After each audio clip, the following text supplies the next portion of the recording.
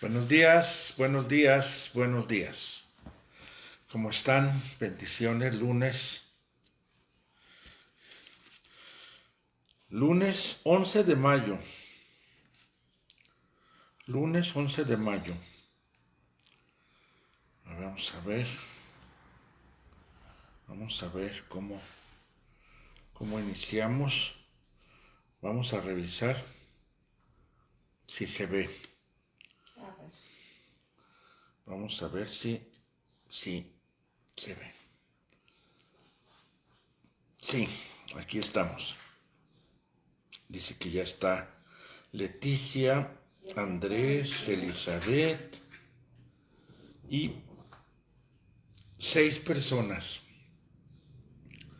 que no alcanzo a distinguir a todos, pero quizás si saludan.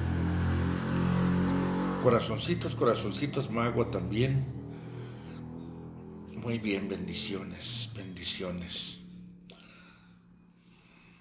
Familia en Cristo, bendiciones, dice Andrés. Qué bonito. Ana Loera también dice. Es un placer. Es un placer poder iniciar la mañana alabando a Dios, dándole gracias, poniendo este día. Lo comentaba mi esposa hace un momento. Administrar el día es todo un arte. Administrar nuestros tiempos, administrar las actividades que tenemos que hacer, los recursos, cómo vamos a distribuirlos a lo largo del día. Y para eso necesitamos sabiduría, para eso necesitamos que Dios nos ayude a encontrar las formas, las maneras de hacer las cosas, hacer las tareas, hacer el trabajo, qué hacer primero, qué hacer después, cuál es el número 1, cuál es el número 2. Y eso, mi hermano, requiere arte, eso requiere sabiduría, eso requiere tener bien enfocados cuáles son nuestros propósitos de vida, nuestros propósitos del día, qué es lo que queremos alcanzar en este día. Y si Dios nos ayuda y Dios nos da ese tino, ese acierto para hacer las cosas que tenemos que hacer, seguramente al final del día vamos a llegar con buenos resultados. Hoy nos toca leer 10 y 11 del primer libro de Crónicas. Por fin ya salimos de tanto nombre. Ya llegamos a tierra conocida, ya llegamos a ese lugar donde nos sentimos más cómodos, que son la historia. Y el capítulo 10 inicia con la historia de la muerte de Saúl. Vamos a ir para allá. Le iba a tomar a mi té y me agarro hablando y no leo. Digo, no lo agarro. Voy a darle un traguito para concentrarme. Primera de Crónicas, capítulo 10.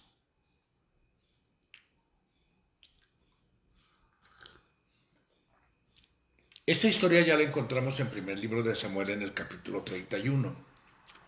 Y se vuelve a repetir en el segundo libro de Samuel, en el capítulo 1. Así inicia segunda de Samuel con la muerte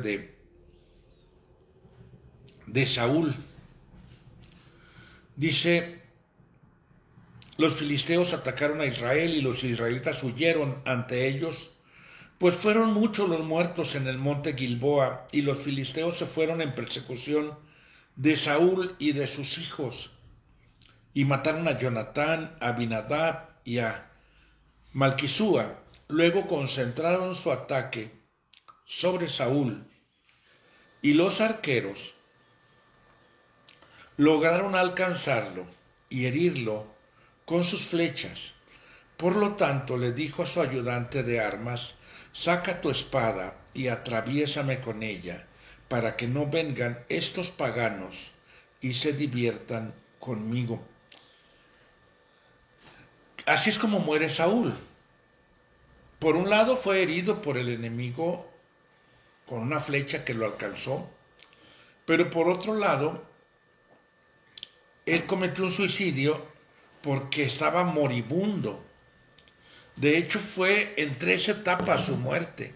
La primera etapa fue cuando le alcanza la flecha y él está ya muy mal herido, ya está muy grave. Él le pide a su compañero, a su paje de armas o a su ayudante, que lo atraviese con la espada para que lo acabe de matar. Pero su ayudante no se anima por diferentes cosas. Yo me imagino que estaban muertos de miedo los dos. Saúl se echa sobre su espalda, pero no se muere. No se muere, difícil de morirse ese Saúl. Por eso llega la malecita, eso lo cuenta ya el capítulo 1 de segundo de Samuel. Llega la malecita y lo remata.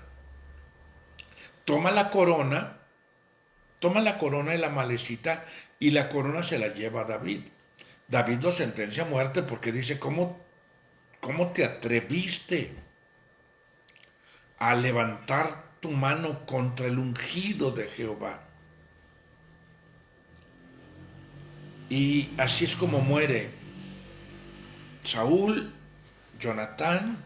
David se pone muy, muy triste. No cuenta crónicas, no cuenta la historia completa, pero si tomamos Samuel, primer libro de Samuel, tomamos segundo libro de Samuel, tomamos crónicas, podemos armar completo la historia y entender cómo David llega entre la convicción de que era lo que tenía que hacer y la tristeza de ver a su amigo Jonatán muerto. También Salmos, También Salmos, donde dice cómo han caído los valientes, ¿no? es una endecha que hace David. David hace una endecha muy tristísima, dice cómo han caído los valientes. No lo divulguen, dice, no lo digan, que no se enteren en Gad, que no se enteren en los filisteos. Pero aquí habla cómo los filisteos incluso tomaron las armas. Fíjense que no tomaron la corona. Al final de cuentas era de parte de Dios esto, que no tomaran la corona, pero tomaron las armas como un trofeo para llevarlas al templo de Dagón. Eso le dolía a David. Eso le dolía la afrenta contra el pueblo de Dios, la afrenta contra Dios por el celo que tenía. Y fíjense que entre tristeza, cuando reunimos toda la historia, vemos que David toma el camino de la voluntad de Dios entre tristeza, convicción y pesar. Y meditaba yo hace rato que venía manejando yo solo acerca de la voluntad de Dios, que a veces luchamos contra la voluntad de Dios, porque a veces queremos hacer cosas a destiempo, a veces queremos hacer cosas que no son la voluntad de Dios, o sea, a veces no estamos trabajando juntamente con Dios, sino estamos luchando con Dios. Dice el rey David, escribe en el Salmo, dice, no seáis como el caballo o el mulo, que le tienen que poner un cabestro para que obedezca. Porque a veces estamos luchando contra la voluntad de Dios.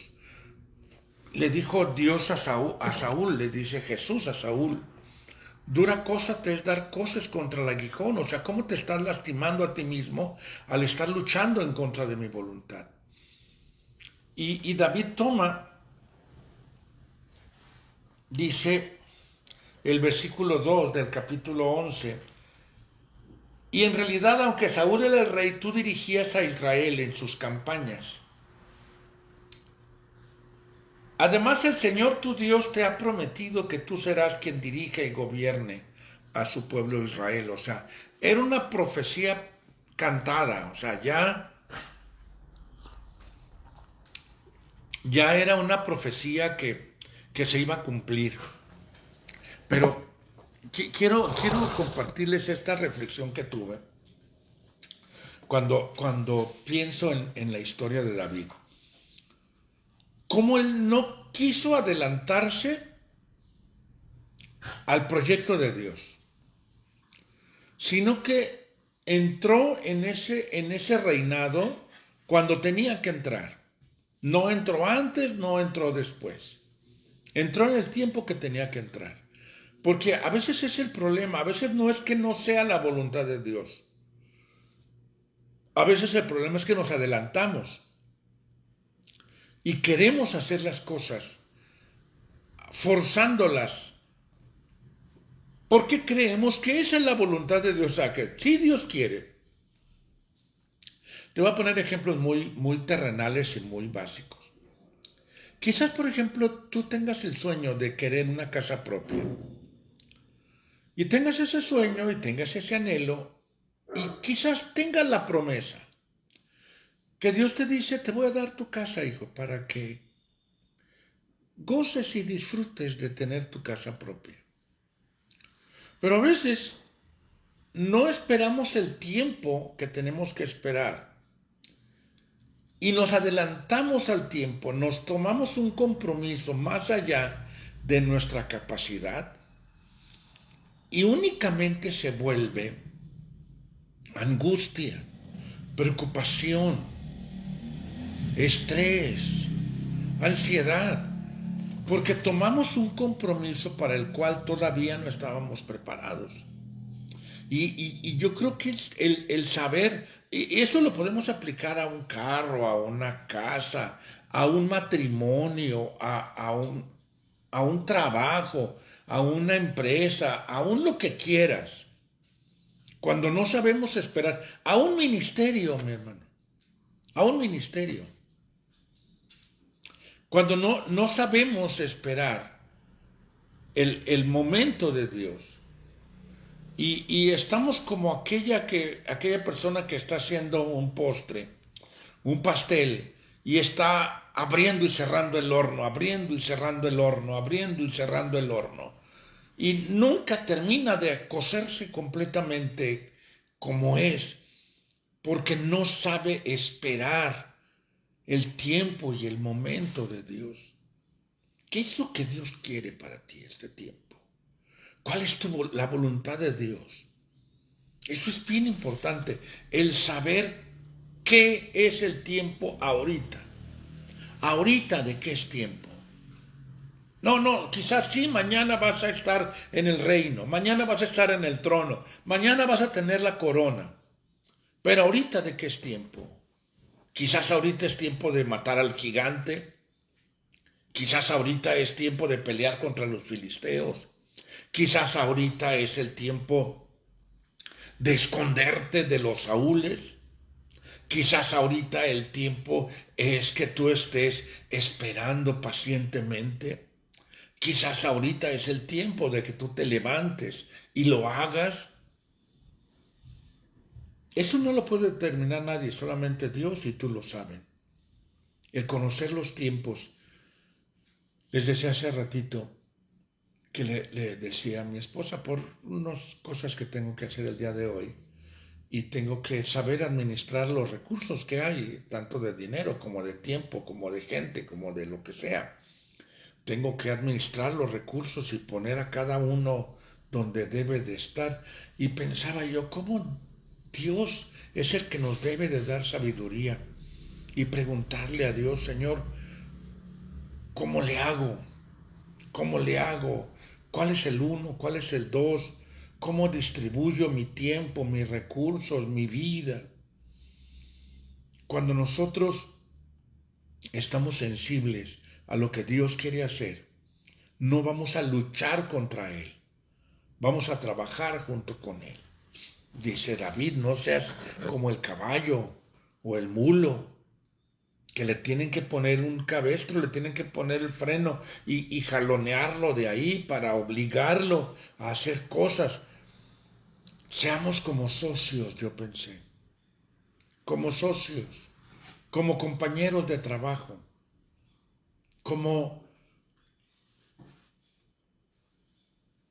personas que están trabajando en armonía. Normalmente yo instalo normalmente con mi hijo o si no con otra persona.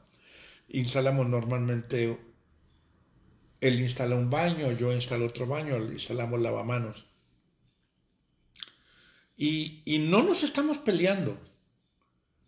Normalmente solamente llevamos una sola sierra, pero él utiliza la sierra y luego yo la utilizo, y luego yo utilizo el taladro, luego él utiliza el taladro. Normalmente hay herramientas que llevamos solamente uno para los dos, para no estar cargando tantísima herramienta. Pero trabajamos en armonía, trabajamos como compañeros. Y luego yo le digo que me ayude a poner mi lavamanos en su lugar, y luego yo le ayudo a poner su lavamanos en su lugar, y trabajamos en armonía. Trabajemos con Dios como socios, como compañeros, en esa armonía, en esa sinergia, en ese Señor, ¿qué hacemos en este caso? ¿Cómo resolvemos este problema? Señor, tenemos aquí algo que pagar, ¿cómo le hacemos para tener el recurso para pagar la renta, el pago, no sé? Cuando nosotros nos ponemos de acuerdo con Dios, Dios va a guiarnos paso a paso. Dice en el versículo 4 que esto fue decisivo y fue clave. ¿Cómo vamos con el tiempo? Esto fue clave esto fue clave en el reinado de David. Dice que versículo 4, que David, versículo 4, capítulo 9, David y todos los israelitas se dirigieron a Jerusalén, que es Jebús.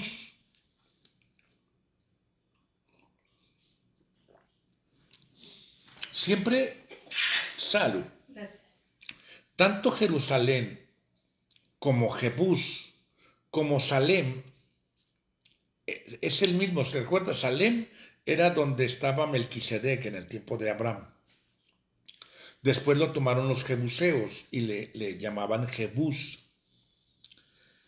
David y todo Israel tenían ese lugar bien echado el ojo. ¿Por qué? Porque Jerusalén estaba en el monte de Sión, donde tenía un lugar estratégico donde podían ver a todo alrededor y podían construir ahí una fortaleza. Podían construir un lugar seguro, un refugio. Y una de las primeras cosas que hace David es tomar la fortaleza en Sión. Porque esto te da estabilidad. La estabilidad es importante para poder crecer. Yo no puedo crecer si no tengo estabilidad. Si yo no tengo un lugar estable, un refugio seguro. Lo primero que se busca, por ejemplo, en un negocio, se le llama el punto de equilibrio. Eso es lo primero que se busca. Antes de pensar en expandir, antes de pensar en crecimiento, antes de pensar en poner otra sucursal, antes de pensar en vender, en hacer, antes de todo se busca el punto de equilibrio. ¿Qué es el punto de equilibrio? Donde el negocio está estable, donde ya tengo los gastos fijos asegurados, tengo todo lo que se requiere ya asegurado, vendo justa la media, donde quizás no gano ni pierdo. La verdad es que al principio en muchos negocios, al principio se le pierde y se le pierde y se le pierde. Cuando ya sales tablas, ya es ganancia. Ahí ya es cuando puedes empezar a crecer y pensar en crecimiento. Económicamente tenemos nosotros que llegar primero al punto de equilibrio. Sí, quiero un Lamborghini, quiero un Ferrari, quiero una casa, quiero ropa, quiero viajar, quiero ir a Europa, quiero hacer muchas cosas. Bien, antes de pensar en eso tengo que encontrar mi punto de equilibrio, tengo que llegar a un momento de estabilidad. Fue lo que David encontró en Jerusalén. Fueron y conquistaron la ciudad de Jerusalén, porque ese punto de equilibrio se conquista. Ese punto de equilibrio no se recibe como un regalo, se conquista con la ayuda de Dios. Entonces, a veces queremos que todo ocurra por un milagro.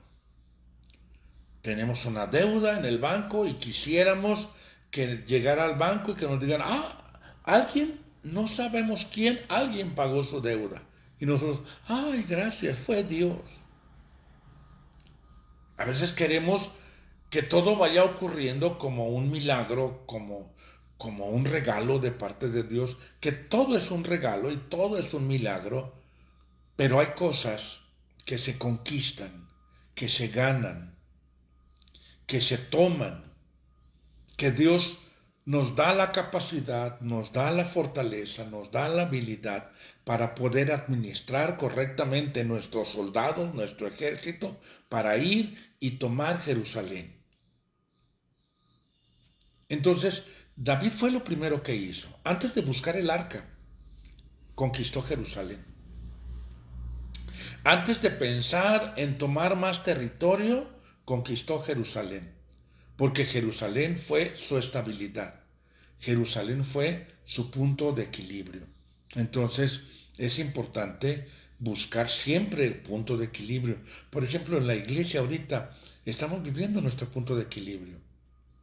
Porque la iglesia ya se sostiene sola. Al principio sí, mi esposa y yo tuvimos que pagar renta, tuvimos que comprar sillas, tuvimos que comprar equipo, tuvimos que estarle poniendo y todo. Llegó un momento donde la iglesia, bien bonito en la reunión de ayer, a mí me sorprendió.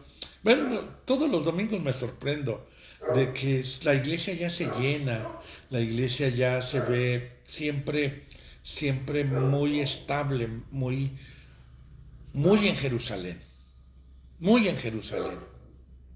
donde hay esa disposición. A mí me encanta. Ramón me dice, hermano, lo que necesite de mantenimiento, échemelo a mí. Eso es hermoso, esa actitud, esa disposición para poder hacer que la iglesia funcione mejor. Es buenísimo, es buenísimo, ese es algo que la verdad bendice mucho. Estamos en Jerusalén, yo siento que hemos tomado espiritualmente ya Jerusalén y podemos empezar a pensar en expandirnos, en crecer, en comprar más sillas. Está súper agradable ahorita ya con el aire acondicionado, hasta frío nos da, porque porque está muy cómodo la reunión, ya no estamos, era para el año pasado, yo la verdad es que me daba mucha pena, me daba tristeza ver a todos los hermanos que estaban sufriendo en la predicación. Yo ya no hallaba cómo cortarle porque decía, es que eso es un sufrimiento para mis hermanos, pobrecitos con este calor. Con este corazón para aguantar también el calor, pero podemos ir más allá. Entonces, y luego por último, viene, ¿no quieres compartir nada, hermosa? No, te estoy escuchando. Y luego por último vienen esto que hace que el crecimiento sea inevitable.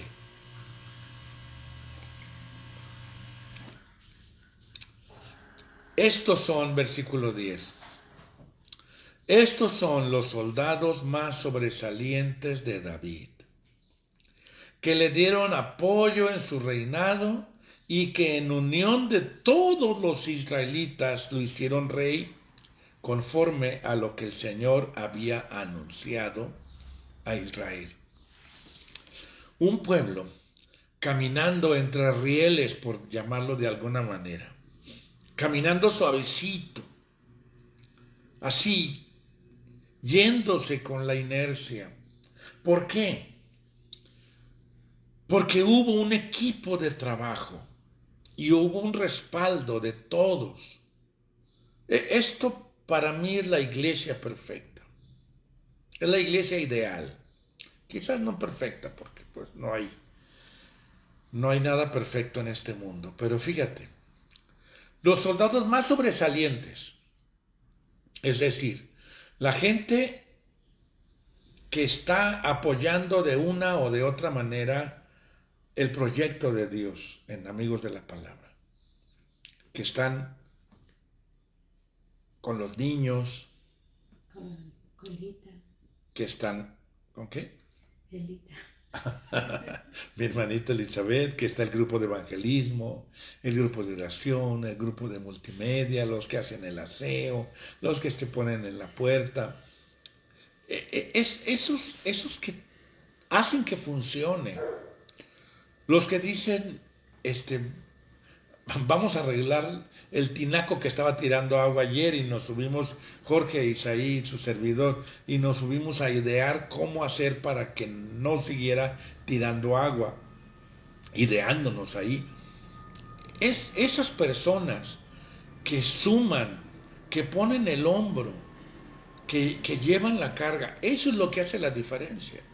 Y fíjate, que sostienen el propósito. Que sostienen el propósito, fíjate. Dice, le dieron apoyo en su reinado y que en unión de todos los israelitas hicieron rey a David conforme a lo que el Señor había anunciado en Israel. Es decir, que hicieron, no quiero que me hagan rey, no se malinterprete.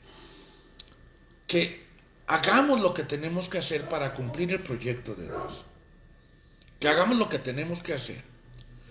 Y el propósito no es que la iglesia crezca, el propósito es que el reino de Dios crezca.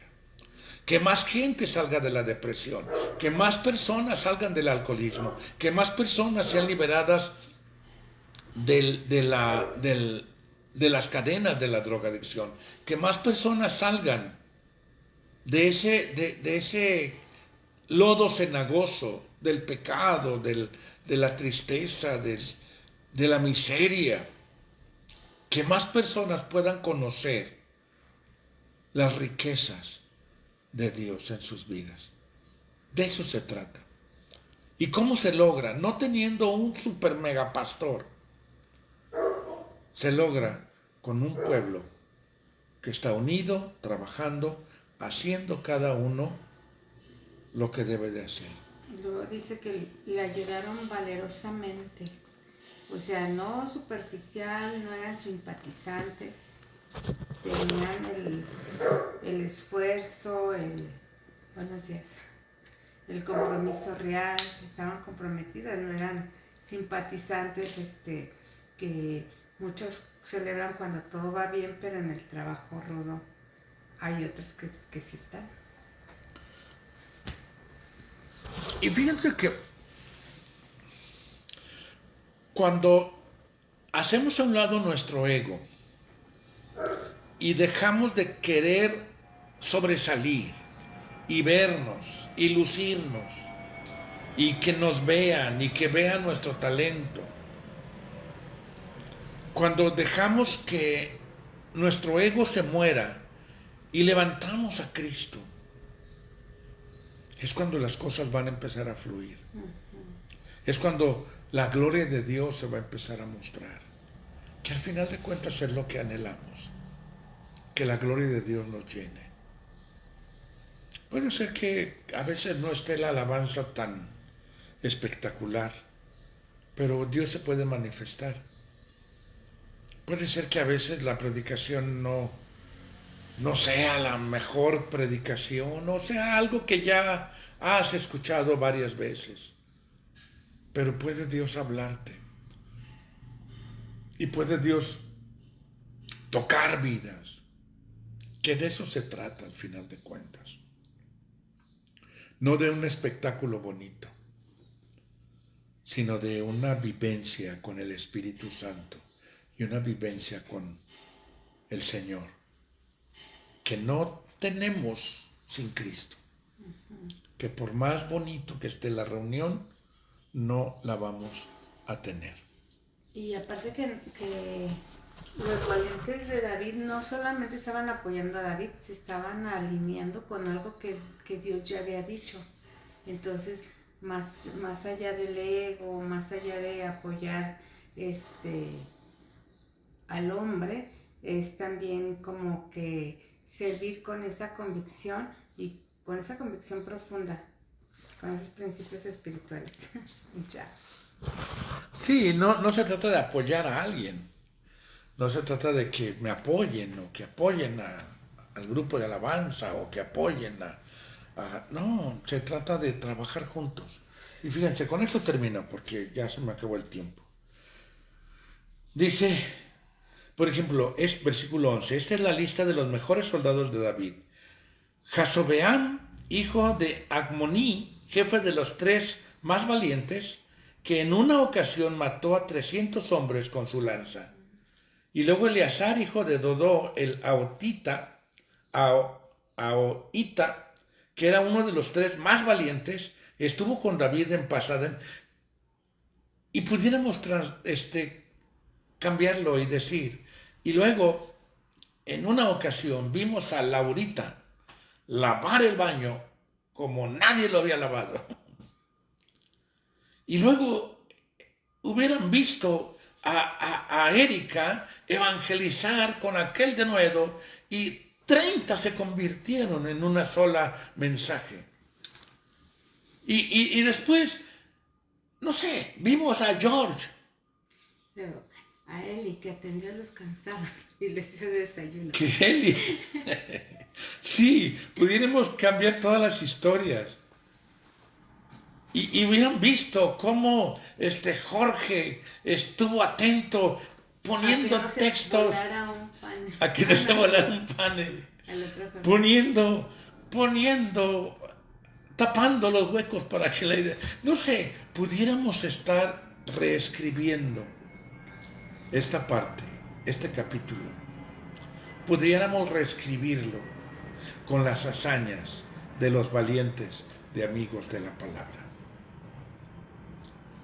Hagamos cosas valerosas que queden escritas en el libro de la vida y que el Señor esté un ángel allá escribiendo bien emocionado lo que estamos haciendo aquí en la tierra, que no le alcance la tinta a todos los valientes y que diga como dice aquí, el jefe de los 3 más valientes, después uno de los más valientes.